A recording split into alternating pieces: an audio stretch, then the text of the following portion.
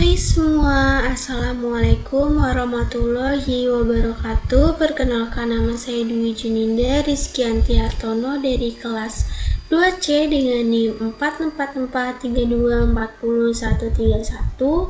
Jadi di sini saya akan menjelaskan materi tentang ekosistem lamun seperti definisi, informasi, zona, manfaat atau fungsi, ancaman, dan juga upaya konservasi. Sebelum itu di sini ada yang tahu nggak apa itu lamun? Jadi lamun adalah tumbuhan yang hidup di laut atau perairan yang memiliki salinitas yang cukup tinggi. Tumbuhan lamun sendiri itu dia memiliki akar, daun, bunga, buah, dan juga rizoma. Rizoma itu batang menjalar yang hidup di bawah permukaan tanah yang memiliki fungsi sebagai menyerap nutrisi. Selanjutnya ada definisi ekosistem lamun. Ekosistem padang lamun merupakan ekosistem pesisir yang ditumbuhi oleh lamun sebagai vegetasi yang dominan serta mampu hidup secara permanen di bawah permukaan air laut. Secara taksonomi, lamun atau yang biasa disebut seagrass termasuk ke dalam kelompok Angiospermae yang hidupnya terbatas di lingkungan laut yang umumnya hidup di perairan dangkal wilayah pesisir. Selanjutnya ada informasi ekosistem lamun. Di dalam ekosistem lamun terjadi juga sebuah siklus makan dan dimakan, di mana menjadikan padang lamun sebagai kekayaan alam yang sangat potensial. Salah satu biota laut yang ada di dalam rantai makanan tersebut yaitu filum Mollusca kelas Gastropoda.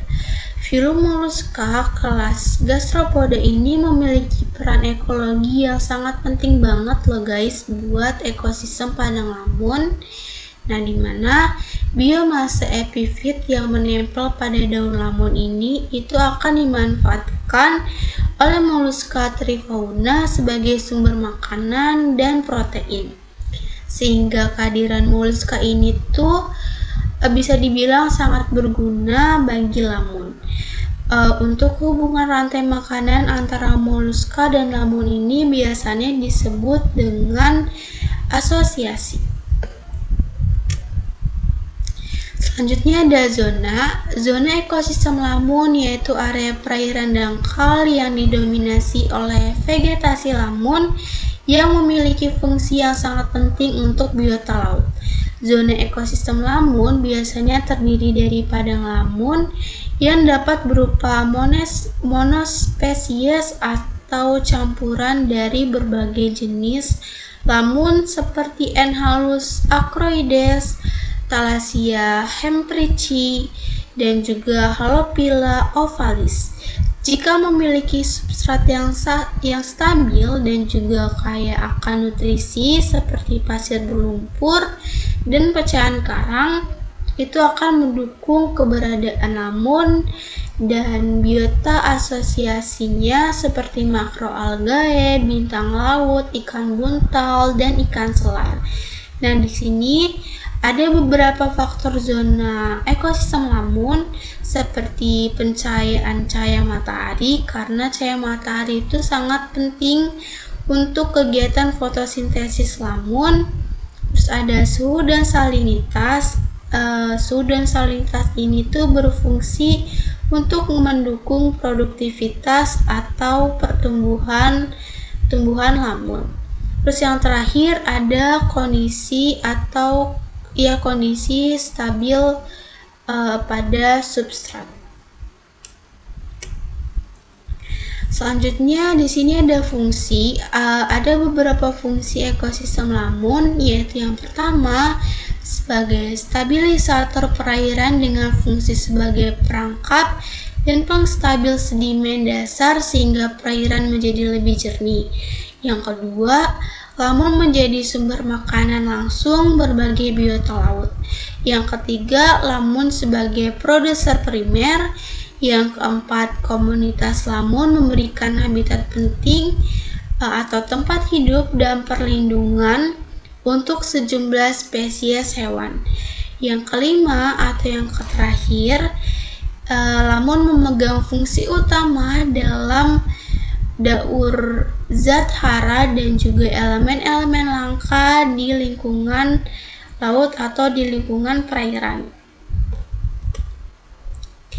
Selanjutnya di sini ada ancaman. Ada beberapa ancaman dimulai dari ancaman-ancaman alami terhadap ekosistem lamun berupa angin topan, siklon, gelombang pasang, kegiatan gunung berapi bawah laut, interaksi populasi dan komunitas atau pemangsa dan persaingan, pergerakan sedimen dan kemungkinan hama dan penyakit. Terus ada juga vertebrata pemangsa laut. Sebenarnya pemangsa lamun ini dampaknya tidak terlalu besar, tetapi kalau terjadinya terus-menerus itu akan merusak tumbuhan laut. Selain itu juga pergerakan pasir itu juga bisa menjadi ancaman bagi tumbuhan lamun. Selain ancaman-ancaman laut, ancaman-ancaman alami itu ada juga seperti limbah pertanian, limbah industri, terus juga ada limbah rumah tangga. Itu juga bisa menjadi ancaman-ancaman dari ekosistem padang lamun ini. Nah, yang terakhir di sini ada upaya konservasi. Sebelumnya di sini ada contoh foto dari tumbuhan lamun. Nah, untuk upaya konservasi dari ekosistem lamun ini itu contohnya seperti melakukan edukasi dan penyuluhan kepada masyarakat seperti memberitahu mengenai jenis, fungsi, dan pentingnya ekosistem lamun. Nah, metode ini tuh bisa membuat masyarakat tahu bagaimana ekosistem lamun, membuat masyarakat tahu seberapa pentingnya ekosistem lamun ini. Segitu saja penjelasan saya tentang ekosistem lamun. Kurang lebihnya mohon maaf. Wassalamualaikum warahmatullahi wabarakatuh.